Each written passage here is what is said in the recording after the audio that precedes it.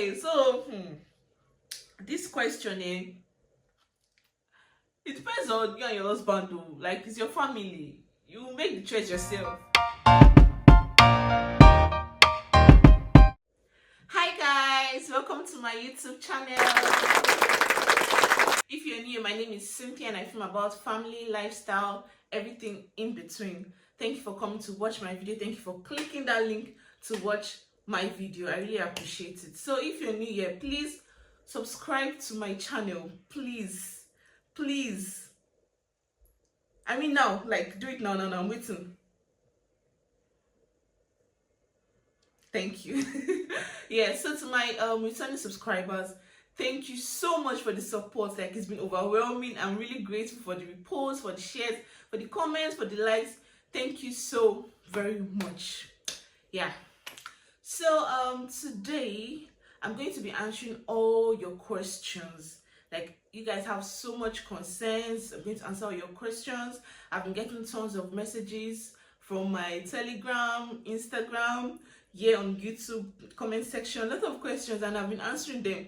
But then the questions keep coming, and I just thought, why don't I just answer all of these questions in a video? So yeah, I'm going to be doing that in this video. So if this interests you, please stick around. So before we go right into this video, I got a lot of compliments on my skin in the video I posted on life updates, and I thought to let you guys know that aside the fact that the weather, the environment helped with my skin, obviously, I also had my coconut oil from Nigeria, which I brought.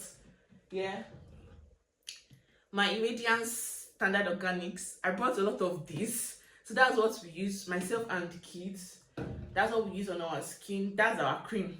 I don't use any other cream, so I think it also helped. So if you are coming to the UK, add it to the things you should buy when coming, though, because winter period your skin will get all dry and all of that. You will need coconut oil, so you can place your order from Egbidi Standard Organic. I'm going to drop my Instagram handle here. I also use my simple facial wash and moisturizer. So I think that's basically what I use for my skin. So thank you so much for the compliments. So we have our questions here. Let's just answer all of them. I want to put this out there. I'm not a visa agent. I'm not a school agent or any of that. So I'm just going to be answering these questions based on what I know, my knowledge, my little knowledge, and what I've gotten from the internet, from www.gov.uk sites, and from my own little experience. That's basically. I'm going to put the UK site in the description box below. It's www.gov.uk. So I'm going to put in the description box below. And also, if you're planning to come to the UK via the student visa, whatever, or working visa, there are groups on Telegram that will actually help you guys like go through this journey. I'm going to put about 2 groups. I'm going to put the group link in the description box below and so you can join and ask questions. There are people that always respond to your questions. So I'm going to give you a brief foundation.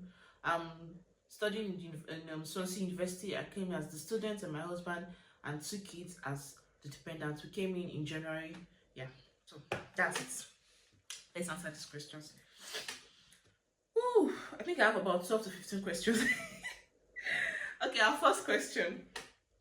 How long did it take you to get your visa? So we applied for our visa December 14, 2021, and did our biometrics December 21st, like a week after our application. And then we got our visa January 17. Got our visa January 17. So roughly a month. It took about a month. Because we did the standard visa. And at that time, they had scrapped priority visa. So priority visa takes 5 working days, but standard visa takes 15 working days. So we had to wait for 15 working days before we got our visa. In fact, it was more than that, because during that period we had Christmas holiday, New Year, and all of that, and it's not counted as a working day. So roughly a month, we got our visa in a month. The next question: who can come with you as your dependent? Okay, so if you are a student, who can you come with as a dependent? So let me let you know that if you're coming to the UK and you want to come with dependents, you have to be coming for a postgraduate course which is more than 9 months. Your course must be more than 9 months. Yeah, and you're allowed to come with your spouse or civil partner, your partner, whatever, and you're allowed to come with your kids, where kids under 18 years. Yeah, those are the people you're allowed to come as dependents, and you must have a proof to show that, oh, I'm married to this person. You must have the marriage certificate, and you must have your kids' birth certificates.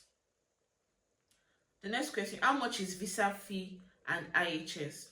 So as and when we did ours, our visa fee was $480, while our IHS fee was $971.41 per person, per like individual. So I think it fluctuates. So you could just check the gov site, the www.gov.uk site, to confirm what it is at the moment. Which country in the UK is more affordable to live in? Okay, so for those that don't know, UK comprises of 4 countries: England, Scotland, Wales, and Northern Ireland. And this person is asking which country is more affordable to live in. So according to the research I did, England is the most expensive place to live in the UK. Then you have Wales, and they have Scotland, and then you have Northern Ireland. Northern Ireland is the most affordable place to live in the UK, followed by Scotland. But then again, this depends on where exactly in these places you are staying. If you're in Scotland and you're living in Edinburgh, definitely cost of living there is going to be more expensive than if you're staying in let's say Swansea in Wales, or Port Talbot in Wales.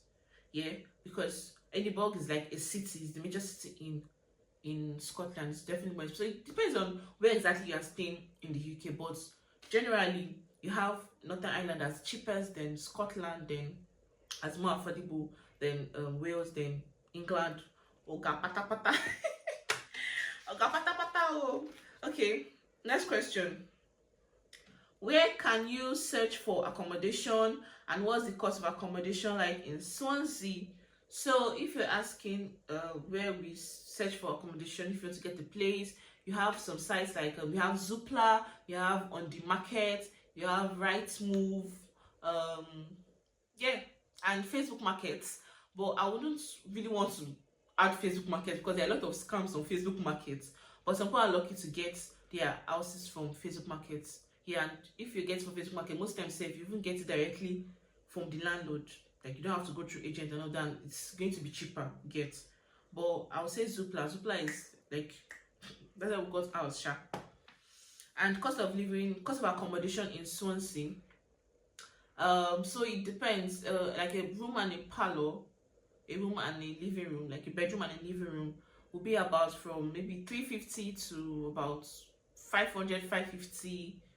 And then 2 or 3 bedroom will be about from £600 to 1,000, 1,200 pounds monthly. But then again, it depends on how the house is, if it's furnished, if it's unfurnished, where exactly it is, if it's close to the city center, and all of that. So I just give a rough estimate. We will stay in a 3 bedroom and we'll pay £725 monthly, and it came unfurnished. Yeah. What is NSF email, and what do you do when you receive it? Is it a sign of visa refusal? NSF email. So NSF email is non-straightforward email. It's an email you get after you've applied for your visa and you've done your visa biometrics. It is not a sign of visa refusal. UK government just wants you to show more evidence or prove that they want more documents proving a particular thing. Like for instance, you're applying with your spouse and then you provided your marriage certificate, and then you get an NSF email wanting you to prove that, oh yeah, this is actually my spouse. They want more evidence, show that this person is your spouse. So you just provide them with maybe utility bills that you guys pay together, something carrying your names, carrying both of your names, maybe a joint account, or you can even send them your wedding pictures. Do you get? So they just want more proof that, okay, yeah, they just want more documents, more evidence. That's just it. Basically, it's not a sign of visa refusal or any of that. But to avoid receiving NSF email, just give them all the documents they need when you're doing your visa application and biometrics. Just give them all the documents you need. For ourselves, we uploaded wedding pictures. I think I even uploaded naming ceremony pictures safe. Do you get? We didn't get any NSF email, sure, but it's not a sign of visa because a lot of people get NSF email and a lot of people get their visas. So it's only when you're unable to meet up with the requirement what they're asking you to provide, that's when you have an issue. So next question: how easy is it getting a job in the UK? How easy is it getting a job in the UK? There are job opportunities here in the UK, right? There are job opportunities here in the UK.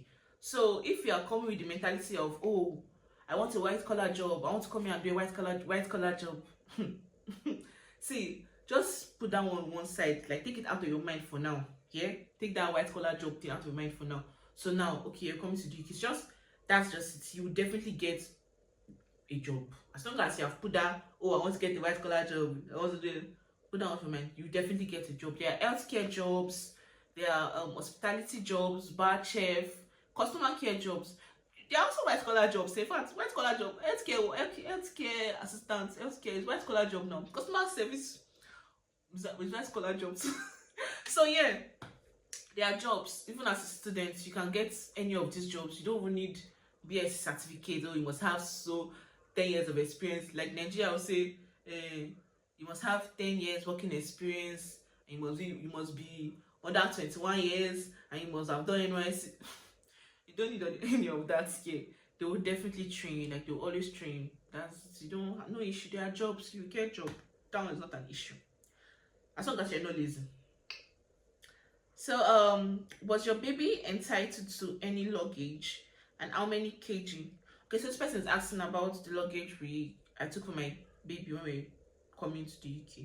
Yeah, so we used Ethiopia Airline. We used Ethiopia Airline, and my son was about 6 months then. He was entitled to just one luggage of 23 kg. Yeah, but myself, my husband, and my daughter were entitled to 2 luggages of 23 kg each, and then a hand luggage each. So I think it varies depending on the airline, but that was it for us. That was it for Ethiopia Airline. Next question: what's the cost of living in the UK like? Yes, dear. Okay, it's beautiful. Let me see. Wow. Did you write this? You did? Yes, I did. Yes, you did. Alright, thank you. Don't eat what mom says. Mommy is filming, okay? Mommy is filming. Go watch cartoons. The cost of living in the UK like. Cost of living. See, this one is for another video. I have another video on this, addressing the cost of living in the UK, because it is broad. You have accommodation, you have feeding, you have bills, you have transportation, and all of that. So that video will cover this. But generally, the cost of living in the UK is you are working, so you are able to meet every of your needs basically. As long as you are not lazy, you meet every of your needs, and you still have some savings left. Sure, definitely. But the cost of living in the UK, it's fair. Like I said, in England, it's high. Cost of living is higher than in Wales, and Wales is a little bit higher than Scotland, and Scotland is a little bit higher than Northern Ireland. So it just goes in that order. Yes. Who would you advise to be the student, and who would you advise to be the dependent between a husband and a wife? Hey, so this question, it depends on you and your husband though. Like, it's your family, you make the choice yourself. But if you're asking for my own advice, I would say a woman should be the student and a man should be the dependent. I'll give my reasons. So as a student, you're only able to work 20 hours in a week, right? So if the woman is a student, you know, she has school. Let's say this woman who has kids to take care of, she has school and then kids. She can easily juggle all of that together and even work like 20 hours in a week, because she just probably take two days in a week to work, and you'll be able to juggle school, kids, and working 20 hours in a week. But if this woman is the dependent can work as much as they want to. This woman will have to work like 48 hours plus because they have school fees to pay to cover to balance. This one has to work 48 hours plus, and then she'll still have children to take care of. She still has house chores to do. It's not going to be easy. You find out that she'll not be able to work as much as she should have, and school fees will be there. You'll not be able to pay it. But if a man is dependent, the man can work 48 hours, 60 hours in a week, so if he wants to work. Do you get? And you guys be able to meet ends meet. And you be there, you can do this, the woman will not do this, will be schooling and taking care of kids and all of that. So that's it for me. That's how we do it. My husband works, is the dependent, he works 48 hours, and I'm the student. I work 20 hours and I have to take care of my kids. Because it's not like Nigeria that you have nanny, you can drop them in daycare and all of that. Fine, there are childminders here and there are crutches, but they're expensive. You don't want to be spending so much money when you just came to the kid. Like, so you just have to manage yourself. So that for me, that's my own advice. The woman should be the student, the man should be the dependent. Now, next question. Should the student come first and the dependent later, or they all come together? See, please, if you have the funds, you guys should come together. Like, come, pack yourself and just come together, because you don't want a story that touches you. See, they are the rules, the UK government rules, like it can change at any time. You don't want to show by you are here and then when you want them to come, they are not able to come, or they get denied, their visa gets denied. What's going to be the story? What's going to happen? Do you get? So it's better you guys just come together. Let's say for instance now, because okay, sometimes they'll say husband and wife can come and then they'll keep the kids with family or something. Let's assume now you want to apply for a visa for your kids and they now deny them visa. What's going to happen? Why are you here in the first place? Most of us are here because of our children. So if you have the funds, you guys should just all come together, and two heads are better than one now, like they say. Imagine you're the only one here, you're the only one doing everything, but if you're also here, you guys put heads together and you do stuff together. I know that yes, coming together with your family comes with a lot of challenges, funds, even getting accommodation when you come here, because it's not easy for people with family to get accommodation. It's not so easy compared to if you're alone. I know, but see, it's still better. To me, it's still better, Sha. That's all I will say. Next question. How is the Nigerian community here in the UK? Are there blacks in Swansea? Yes, there are blacks in Swansea. There are Nigerians here in Swansea. Thank God for Swansea University. You have international students here. You have Nigerians here. And the community here is like, it's okay. We have BMHS. We have African Community Center. It's like a society. BMHS is an organization. Like, it unites Nigerians. It unites Africans. Like, they help with that togetherness. So, African community here is cool. No man is an island, like I will say. No man is an island. So we need each other. See, we need each other in this life. I know some people they used to just do on my own, no, this one, but come on, it's not even. And some people they are very competitive, they like competition, but this life is not that hard. That's all I will say. Life is not that hard. We need each other, whether I like it or not. Especially in this UK, we need each other. So yeah, blacks and Swansea. Next question. How do you calculate 50% school fees for Swansea University, considering that we are giving £3,000 bursary? How do I calculate this now? I wish I had a board here, so that would have been easy to explain. But okay, let me try. So now let's assume the school fees is £18,000. You're given a bursary of £3,000. 50% of your school fees, £18,000, is 50% is £9,000. Yeah, 50%, 9,000. So we are giving bursary of £3,000. £3,000 away from the £9,000, you have £6,000. So you have £6,000 to pay as your first 50%. So I think the initial deposit currently for Swansea University is £4,000. So let's assume you've paid your £4,000. £4,000 away from £6,000, you have £2,000 left. So basically you have £2,000 left to pay as your first 50% on or before enrollment. I came in January intake, and then the payment plan was like this: 50% January, 25% May, 25% August. So that's £2,000. You have to pay it January on or before enrollment, and then you pay 25%, 25%. You know, we have £9,000 away for 50%, second 50%. Then 4545 will be the 25. So you pay £45 May, £45 in August. So that's how it goes. I just plenty mathematics. As I'm saying it, just be carry paper and pen and be writing it so that you would easily understand. But that's it, sha. The last but not the least question: what's the living cost for student visa? How do you calculate proof of funds? So basically, it's a financial evidence. Like, UK government just wants to see that you have enough money to be able to take care of yourself when you're in the UK. You have enough money to be able to pay your school fees when you come. You're not going to be a liability. You can take care of your family when you come. That's just it, basically. So your bank account, you should have, if you've not finished paying your school fees, you should have the balance of your school fees in your account, right? That, and you also have the living costs in your account as well. So living costs, they are divided into two: if you're living in London and if you're living outside London. If you're living in London, it's more expensive because the cost of living in London is high compared to other places.